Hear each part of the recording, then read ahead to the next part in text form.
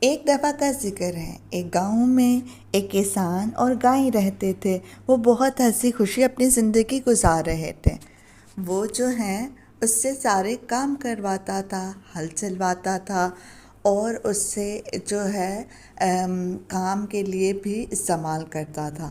لیکن ہوا کیا، ایک دن وہ بہت زیادہ بیمار ہو گیا اور اس کے پاس کچھ پیسے بھی نہیں رہے۔ اب ہل وہ کیسے چلاتا یا کام کیسے کرتا؟ اب اس نے سوچا کہ کیوں نہ میں گائے کو ہی فروخت کر دوں۔ اس کے لیے وہ کیا کیا، اس نے اس کو بازار لے گیا اور بازار میں ایک آدمی سے ملا۔ اس نے اس سے کہا کہ میں اسے گائے کو خرید لیتا ہوں، لیکن ایک ایشو ہے۔ اس نے کہا کیا؟ اگر یہ میرے کسی کام نہ آیا تو میں اسے تمہیں واپس کر دوں گا۔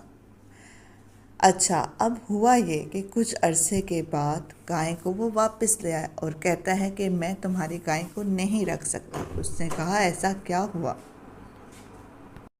ایک دن ہوا یہ کہ وہ دوبارہ اس کی گائے کو واپس لے آیا۔ کسان گائے کو دیکھ کر بہت حیران ہوا۔ اس نے کہا کہ تم گائے کو واپس کیوں لائے ہو؟ وہ کہتے ہیں اس نے میرا کوئی کام نہیں کیا، میں اس لیے تمہیں واپس لینے آیا ہوں۔ اس نے کہا کیوں؟ اس نے کیوں تمہارا کام نہیں کیا؟ یہ تو میرے سارے کام کرتی تھی۔ اس نے کہا دراصل وجہ یہ تھی کہ میں اسے نہ کھانے کے لیے دیتا تھا، نہ اسے جو ہے وہ پینے کے لیے دیتا تھا۔ میں سارا دن اسے کام لینا چاہتا تھا، لیکن اس نے میرا کوئی کام نہیں کیا، اس لیے اب سے یہ تمہاری ہوئی۔ کسان نے کہا کہ نہیں، تمہیں اسے کھلانا بھی چاہیے تھا، پلانا بھی چاہیے تھا، اسے پیار محبت سے رکھنا چاہیے تھا، تبھی یہ تمہارے کام آتی۔ اور اسی لیے تو کہتے ہیں کہ جیسا کرو گے ویسا بھرو گے۔